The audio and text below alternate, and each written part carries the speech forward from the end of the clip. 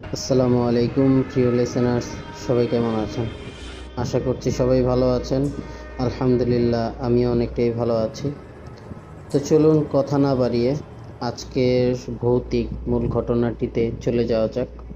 আজকের যেই ঘটনাটি আপনাদের সাথে শেয়ার করব সেটি হচ্ছে লাশবাহী গাড়ির অ্যাম্বুলেন্সের একটি ঘটনা আপনাদের সাথে শেয়ার করব।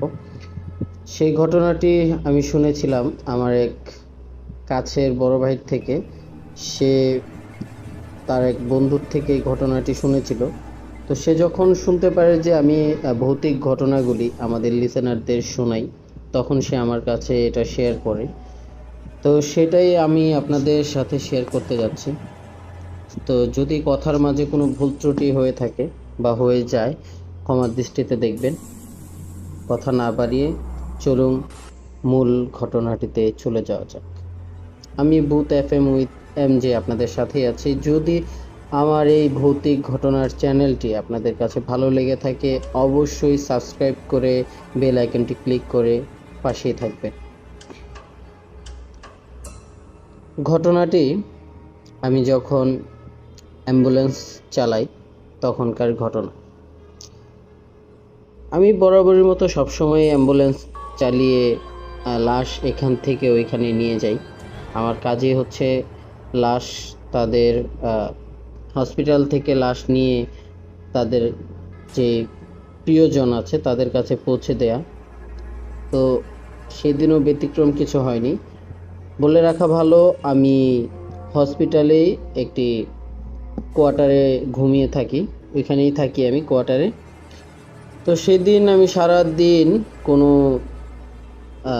আপনার টিপ পাইনি, কোনো ভাড়া পাইনি। ভাড়া না পাওয়ার কারণে আমি সন্ধ্যায় সন্ধ্যায় এই বাড়িতে গিয়ে আমার কোয়ার্টারে গিয়ে আমি শুয়ে থাকি, আমার বাসায় গিয়ে খাওয়া দাওয়া করে শুয়ে থাকি। তো প্রায় রাত্রের 12টা 11টা হবে। এমন সময় আমাকে হসপিটাল থেকে কল দেওয়া হলো যে একটি সুইসাইডকৃত লাশ, সেটা পোস্টমর্টম করা হয়েছে। এখন সেটা তার দেশের বাড়িতে, গ্রামের বাড়িতে দিয়ে আসতে হবে। তো সারাদিন কোনো ভাড়া পাইনি। ফোন পাওয়ার সাথে সাথে আমি 4-5 না ভেবে আমি রেডি হয়ে চলে যাই লাশটি নিয়ে যাওয়ার জন্য। আমি গিয়ে দেখি যে ওইখানে শুধু আমার একাই যেতে হবে। এই লাশটির পরিবার কেউ আসেনি। পোস্টমর্টম করেছি করার জন্যে তারা কেউ আসেনি। তো লাশটা নিয়ে আমার একাই যেতে হবে। আমি তাদের বাড়ির কারো নাম্বার নিয়ে নিই হসপিটাল থেকে। নাম্বারটি নিয়ে আমি বের হয়ে যাই আল্লাহর নাম নিয়ে। যখন আমি অ্যাম্বুলেন্সটি নিয়ে বের হই, গেটে ওঠার সাথে সাথে আমি একটি হোঁচট খাই। তো হোঁচট খাওয়ার পরে আমি কিছুক্ষণ দাঁড়াই। আসলে বলা আছে যে কোথাও হোঁচট খেলে সেখানে দাঁড়াতে হয়, না হলে অশুভ কিছু হয়। তো সেটা শুনেছি, কখনো বিশ্বাস করিনি। সেই দিন আমার সাথে সেই ঘটনাটি ঘটে। আমি হোঁচট খাওয়ার সাথে সাথে কিছুক্ষণ দাঁড়াই, দাঁড়িয়ে তারপরে স্টিয়ারিংয়ে উঠে আমি গাড়িটা স্টার্ট দিই। স্টার্ট দিয়ে যখন আমি যেতে শুরু করি, শহর পেরিয়ে আমি গ্রামের পথ ধরি। আসলে আমাকে বলেছিল যে শহর পেরিয়ে কিছুটা যেতেই আমার বামে দিয়ে একটি রাস্তা যাবে, যে রাস্তাটি সোজা তাদের বাড়ির দিকে যাবে। আমাকে যেভাবে তারা ঠিকানা দিয়েছে আমি ঠিক সে জায়গায় গিয়ে দেখি বামে একটি রাস্তা গেছে। সে রাস্তাটি পুরো জঙ্গল দিয়ে ঘেরা, গাছগাছালি, বাঁশঝাড়, বিভিন্ন বড় বড় গাছ দিয়ে জঙ্গলের মতো। তো ওইখান দিয়ে আমার যেতে হবে। আমি ফোন দিলাম যে হ্যাঁ, একটা রাস্তা পেয়েছি বামে দিয়ে, এই রাস্তা দিয়ে আসবো। তারা বলল যে হ্যাঁ, এই রাস্তা দিয়েই সোজা আসতে থাকেন, প্রায় 4-5 কিলোমিটার আসার পরেই আমাদের বাড়ি, ডানে বামে কোথাও যেতে হবে না। তো আমিও তার কথা মতোই কিছু না বলেই আমি ফোনটা কেটে দিই। ফোনটা কেটে দিয়ে আবার গাড়ি স্টার্ট দিয়ে সোজা যেতে থাকি। আমার সামনের হেডলাইট জ্বালিয়ে আমি যেতে থাকি। যখন আমি যেতে থাকি সামনে অনেকগুলো বাঁশঝাড়, আমি ফিল করতে পারতেছিলাম গাড়ি চালানোর সময় যে কোনো বাতাস নেই, তারপরেও বাঁশঝাড়গুলো যেন লড়ে যাচ্ছে, বাস এদিক থেকে ওদিক সরে যাচ্ছে, এরকম মনে হচ্ছিল আমার তখন। আমি, কারণ গাড়ি চালানোর সময় আমার ডান বাম সব দিকে আমার খেয়াল রাখতে হয়। তো আমি যখন ডান দিকে তাকাই দেখি যে হ্যাঁ, গাছগুলো লড়ছে, তবে কোনো বাতাস নেই। এরকম ডান আর বাম দিকে দেখতে গিয়ে হঠাৎ সামনে একটি, মানে কি বলবো, যুবতী মেয়ে আমার গাড়ির সামনে পড়ে যায়। আমি ব্রেক করার সাথে সাথেই সে, মানে ওই যুবতী মেয়েটা ধাক্কা খায়, আমার গাড়ির সাথে ধাক্কা খেয়ে পড়ে যায়। তো আমি, যখন সে ধাক্কা খায় আমি ভয় পেয়ে যাই, তাড়াতাড়ি ব্রেক করে, হার্ড ব্রেক করে তাড়াতাড়ি আমি যে দরজা আছে সেটা, গেটটা খুলেই আমি বের হই। আমি বের হয়ে সাথে সাথে সামনে গিয়ে দেখার চেষ্টা করি যে মেয়েটা কি কতটা ব্যথা পেলো বা কি হলো মেয়েটার। যখন আমি সামনে যাই তখন আমি কাউকেই দেখতে পাই না। যখন আমি কাউকেই দেখতে পাই না, আমার কেমন যেন গাটা পুরো, মানে একটা ঝাড়া দিয়ে উঠলো যে এটা কি হলো। একটা মেয়ে দেখলাম যে আমার গাড়ির সাথে ধাক্কা খেলো, এখন কোথায় গেল। তো আমি বললাম যে হয়তো বা আমার একটা মনের ভুল হতেই পারে, যেহেতু গাড়ি চালাচ্ছি। আবার দেখা যাচ্ছে যে আমি এদিক ওদিক দেখছি, তো হঠাৎ করে হয়তো বা কোনো কিছুর বাতাসে উড়ে গেছে, আমি ওইটাকে অন্য কিছু ভেবেছি। তো আমি চার পাঁচ না ভেবে আমি গাড়িতে গিয়ে উঠে গেটটা লাগিয়ে নক করে দিয়ে আমি কাজটা উপরে উঠিয়ে দিই। ওঠানোর সাথে সাথেই আমি সামনে তাকিয়ে দেখি যে ওই মেয়েটা দাঁড়িয়ে আছে রক্ত মাখা চেহারা নিয়ে। তো তখনও বলে রাখা ভালো, আমি তখনও জানি না যে লাশটা কিসের ছিল, মেয়ের না কোনো ছেলের ছিল, আমি সেটাও সঠিক জানি না। আমি জিজ্ঞাসা করিনি হসপিটালের কাউকে। তো যখন আমি ওটা দেখলাম রক্ত মাখা একটি মেয়ে আমার সামনে দাঁড়িয়ে আছে, আমি পুরোপুরি আতঙ্কিত হয়ে যাই যে এটা কি হচ্ছে আমার সাথে, আমি এটা কি দেখছি। আমি বাইরে গিয়ে দেখলাম কোনো মেয়ে নেই, এখন দেখি রক্ত মাখা মেয়েটা দাঁড়িয়ে আছে আর আস্তে আস্তে আমার দিকে আসতেছে। তো সে আস্তে আস্তে পুরো আমার কাচের সাথে মিশে গেছে, সে মিশে এসে বিকট হাসি দিচ্ছে আর দুই হাতে অ্যাম্বুলেন্সটাকে লাড়াচ্ছে, মানে এমনভাবে দুই হাতে লাড়াচ্ছে যেন সে অ্যাম্বুলেন্সটাকে ফেলে দিবে। তো আমি ভয় পেয়ে স্টার্টিংটা, মানে ধরে গাড়িটা স্টার্ট দিয়ে আমি গাড়িটা রানিং করি আমি ওইখানে আর এক মিনিটও আমি ওয়েট করি না, গাড়িটা চালিয়ে দিই। আমি চালিয়ে সামনে চলে যাওয়ার চেষ্টা করি, প্রচুর স্পিড দিই আমি তখন। স্পিড দেওয়ার কারণে আমি অনেকটা সামনে চলে যাই। সামনে চলে গিয়ে দেখি যে একটি বাচ্চা, না বাচ্চা খেলতেছে। তো আমি যখন বাচ্চাটির সামনে যাই তখন দেখি যে ওইটা বাচ্চা না, একটি মুরব্বি। তো আমি ওই মুরব্বির সামনে গাড়িটা থামিয়ে কাজটা নিচে নামিয়ে আমি জিজ্ঞাসা করি যে ভাই, এমক বাড়িতে যাব, সেই বাড়িটা আমাকে একটু বলে দেন। সে বলাটাই হয়তো আমার ভুল ছিল। যখন আমি এই কথাটি বলি তখন সেই ব্যক্তিটা আমার দিকে বিকটভাবে তাকিয়ে হাসি দেয়। বিকটভাবে তার হাসি দেখে আমার পুরো গা শিউরে ওঠে আর আমি ভয়ে, আমার ঘাম ছুটে যায়। তার এমন বিকট একটি হাসি ছিল আর সে বলে উঠল যে আজকে হয়তো বা তুই বাঁচবি না।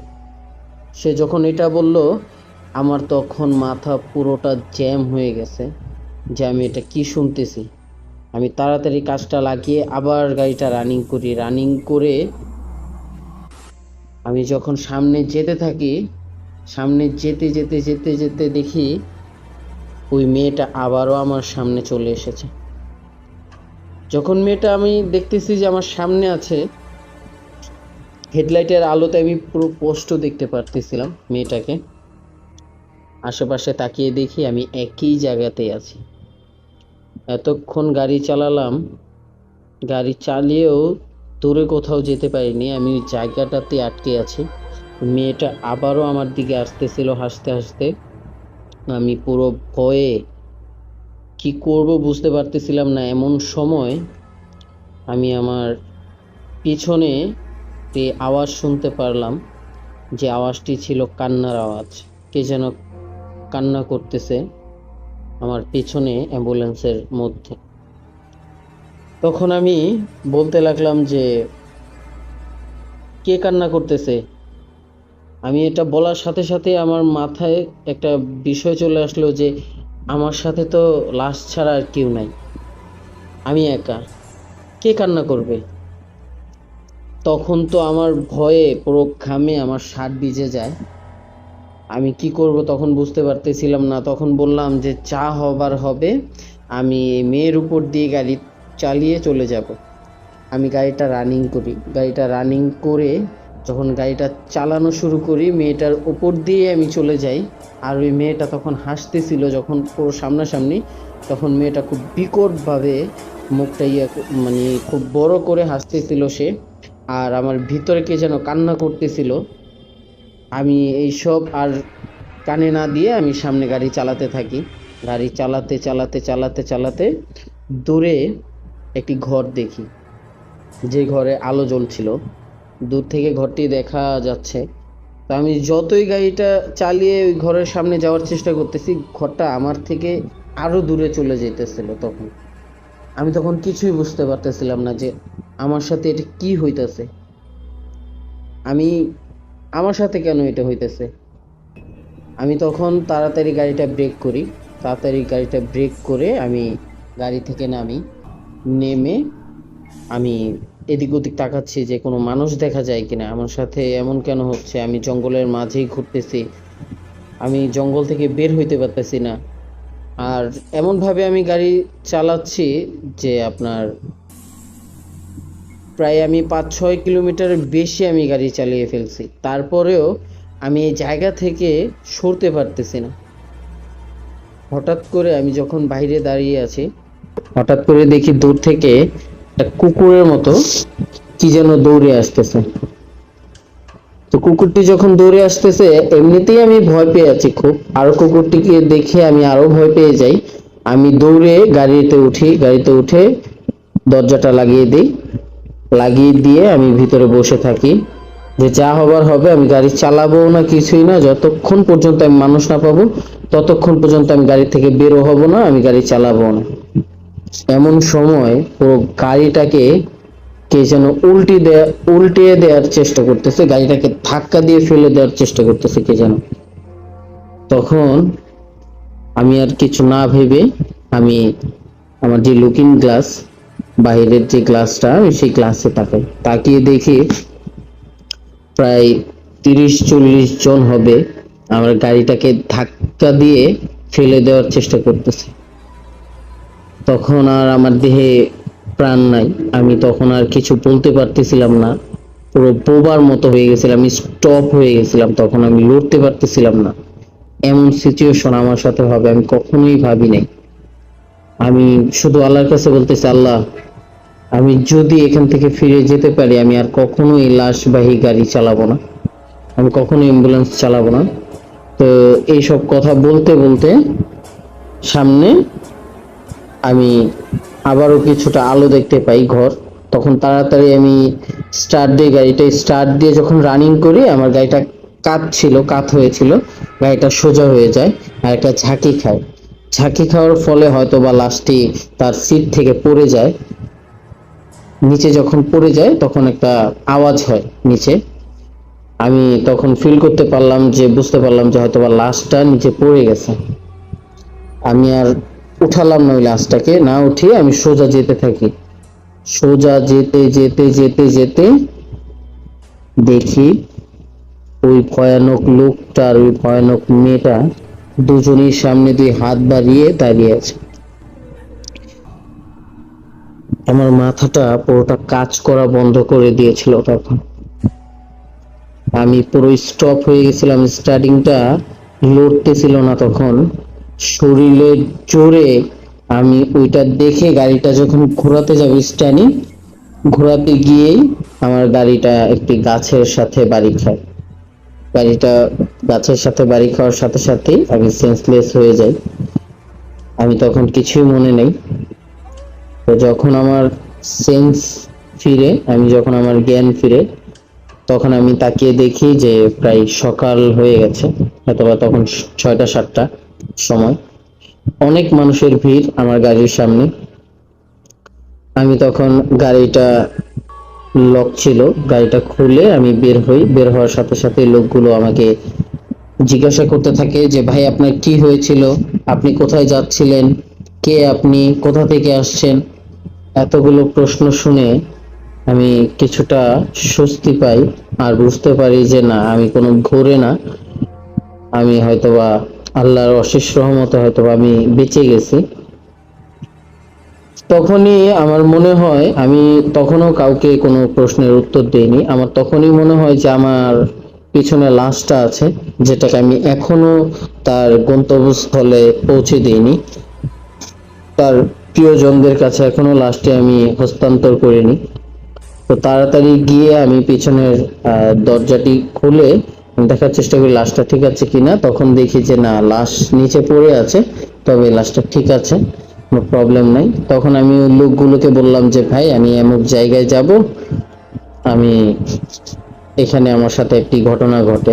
তো তাদের কাছে আমি যখন শেয়ার করি আর ওই জায়গাটার নাম বলি যে জায়গায় আমি যাওয়ার জন্য রওনা দিয়েছিলাম, তো তখন তারা বলে যে ভাই আপনি তো সামনের পথে না গিয়ে পিছনের পথ দিয়ে চলে এসেছেন, আর আপনার কপাল ভালো যে আপনি বেঁচে গেছেন। কারণ লাশবাহী গাড়ি নিয়ে এসব ঘটনা যাদের সাথে ঘটে তারা বেশি অংশ মানুষেরই ক্ষতি হয়ে যায়। আল্লাহর অশেষ রহমত আপনি বেঁচে গেছেন। তবে এই পথ না, আপনি অন্য পথে, সামনের যে পথ আছে এখান থেকে বেরিয়ে আপনি এখানে যান। তখন দেখি পকেট থেকে ফোন বের করে যে আমাকে ওইখান থেকে অনেকগুলো কল দেওয়া হয়েছিল, আর আমার সারা শরীর ব্যথায় পুরো অবস্থা আমার খারাপ হয়েছিল। তখন আমি হসপিটালে ফোন দিই, ফোন দিয়ে বলি আরেকটা অ্যাম্বুলেন্স আনার জন্য, আমার অ্যাক্সিডেন্ট হয়।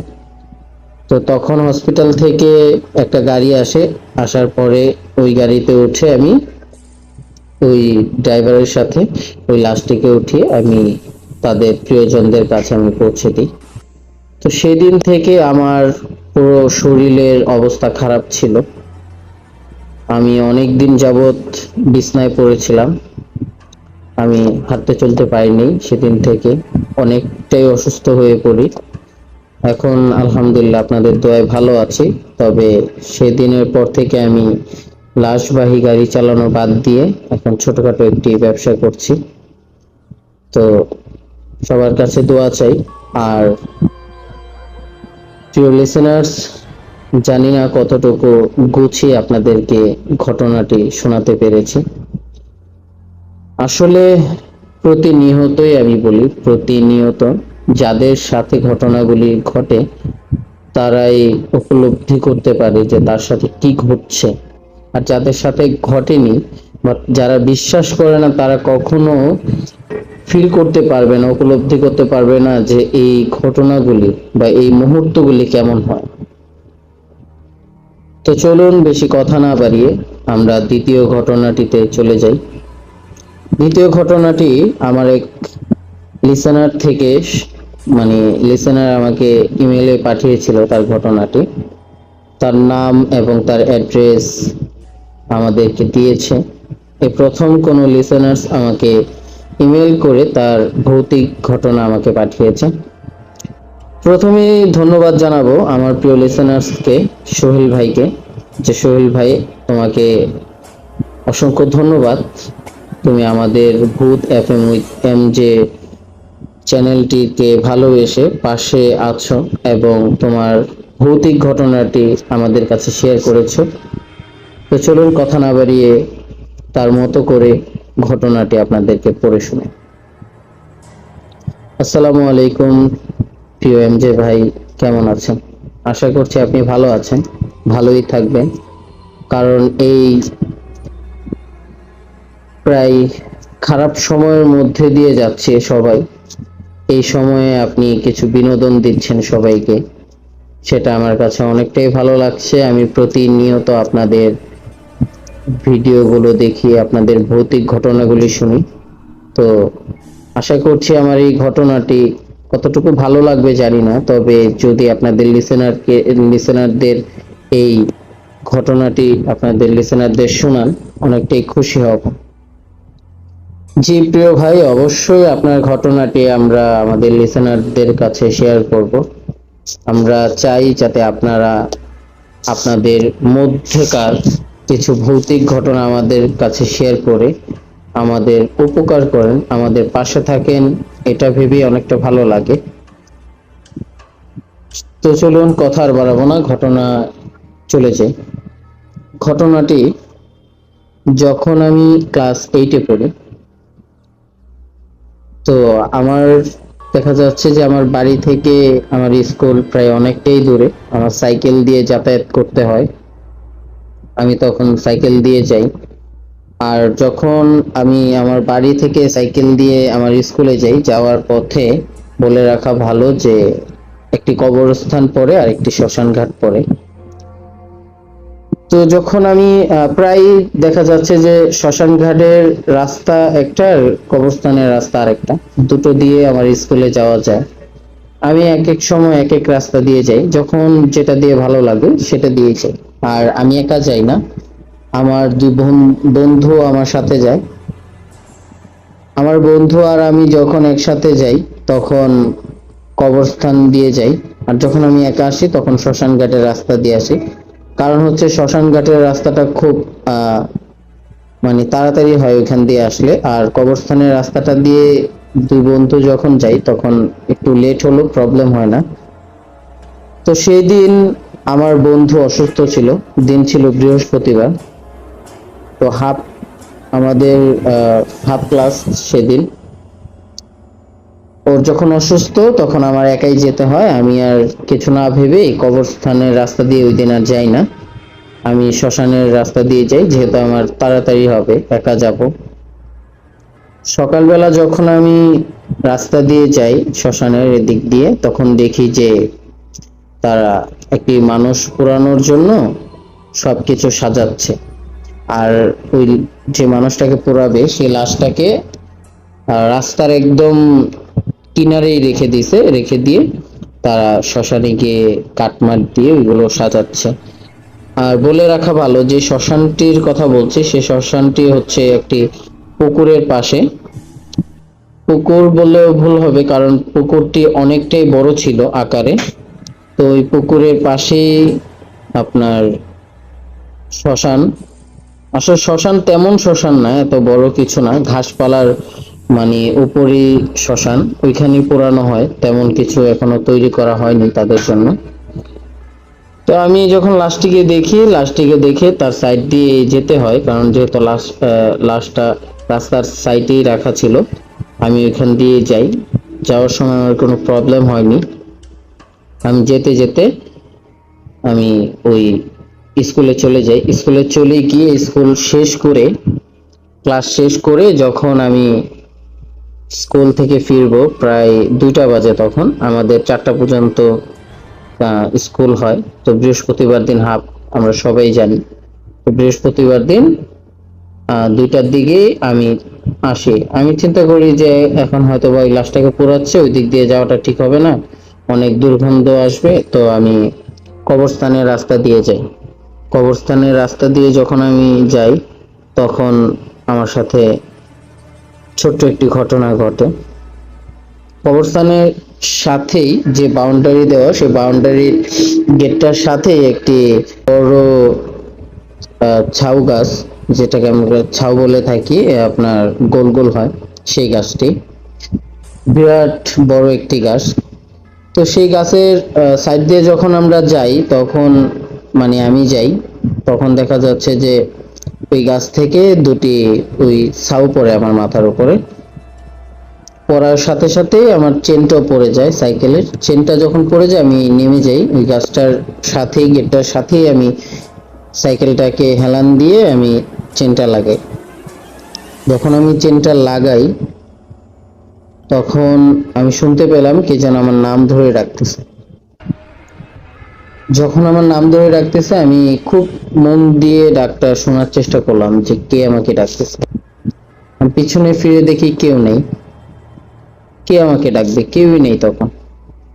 আমি আর 4-5 না ভেবে আমি উঠে পড়ি সাইকেলে, চেনটা লাগিয়ে উঠে আমি আবার সাইকেল চালানো শুরু করি। তাই সাইকেল চালাতে চালাতে আমি কবরস্থান একটু পার হই।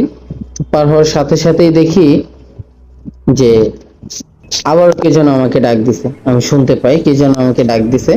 আমি আবারও পিছে সাইকেলটা চালানো বাদ দিয়ে আমি পিছনে তাকিয়ে দেখি, আবারও দেখি কেউ নাই। তো আমি মানে ভাবতে থাকলাম যে কে আমাকে ডাকবে, আমাকে এইভাবে কে ডাকবে। আমি এটা যখন ভাবতেছি তখন আবারও শুনতে পেলাম যে একদম আমার কাছাকাছি এসে আমার নাম ধরে ডাক দিল। আমি তখন পেছনে ফিরে তাকিয়ে আমি একদম ভয় পেয়ে যাই। একটি সারা শরীর পুড়ে গেলে একটা মানুষের দেহ যেরকম হয়ে যায়, ঠিক তেমন একটি দেহ আমার সামনে এসে আমার নাম ধরে ডাকতেছে, আর আমার সামনে দাঁড়িয়ে আছে আর আমার নাম ধরে অবিরত ডাকতেই আছে সে। তখন তার ডাকের স্পিড আরো বেড়ে যায়, আরো জোরে ভয়ানক ভাবে আমাকে ডাকতে থাকে। আমি এই দৃশ্য দেখার সাথে সাথেই আমি সেন্সলেস হয়ে যাই। তো যখন সেন্সলেস হয়ে যাই আমার আর কিছু মনে নাই। তখন আমার যখন জ্ঞান ফিরে আমি দেখি যে কয়েকটা লোক আমাকে মাথায় পানি দিয়ে আমাকে জ্ঞান ফিরাইছে। তো তারা তখন আমাকে নিয়ে বাড়িতে যায়। বাড়িতে যাওয়ার পরে আমি আমার আম্মু আব্বুকে সব খুলে বলি যে আমার সাথে এমন একটি হয়েছে। তো সে থেকে আমরা ওই জায়গাটা পরিবর্তন করে ফেলি আমার ভালোর জন্য। আমার আব্বু আম্মু ওই জায়গাটা পরিবর্তন করে ফেলে, এখন আমরা ঢাকায় আছি। তো যদি আমার এই ভৌতিক ঘটনাটি বা ছোট্ট একটি ঘটনা আপনাদের কাছে ভালো লাগে, অবশ্যই এই চ্যানেলটিকে সাবস্ক্রাইব করে পাশে থাকবেন। অসংখ্য ধন্যবাদ, অসংখ্য ধন্যবাদ প্রিয় ভাই তোমাকে, আমাদেরকে এত সুন্দর একটি ঘটনা দেওয়ার জন্য। তোমার কাছে কৃতজ্ঞ জানাচ্ছি, আন্তরিক কৃতজ্ঞ। আর আমাদের প্রিয় লিসেনারদেরকে বলতে চাই, যদি আমাদের এই ভৌতিক ঘটনাগুলি আপনাদের কাছে ভালো লাগে, অবশ্যই অবশ্যই আপনার জীবনের সাথে ঘটে যাওয়া, আপনার ফ্যামিলির সাথে ঘটে যাওয়া, আপনার পাড়া প্রতিবেশীর সাথে ঘটে যাওয়া, আপনার দাদা দাদি, নানা নানি বা চাচাদের সাথে ঘটে যাওয়া যে ভৌতিক ঘটনাগুলি আমাদের সাথে শেয়ার করতে পারেন। আমাদের সাথে ভৌতিক ঘটনা শেয়ার করার জন্য আমাদের ডিসক্রিপশনে ইমেল অ্যাড্রেস দেওয়া থাকবে, সেইখানে আপনার নাম, আপনার পেশা এবং আপনার লোকেশন দিয়ে আপনার ঘটনাটি লিখে পাঠিয়ে দেন। অবশ্যই আমরা সেটি প্রচারযোগ্য হলে আমরা প্রচার করব। এবং যদি আমাদের চ্যানেলটি আপনাদের কাছে ভালো লাগে, অবশ্যই চ্যানেলটিকে সাবস্ক্রাইব করে বেল আইকনটি ক্লিক করে পাশে থাকবেন। আসসালামু আলাইকুম। আজকের মতো বিদায় নিচ্ছি। শুভরাত্রি।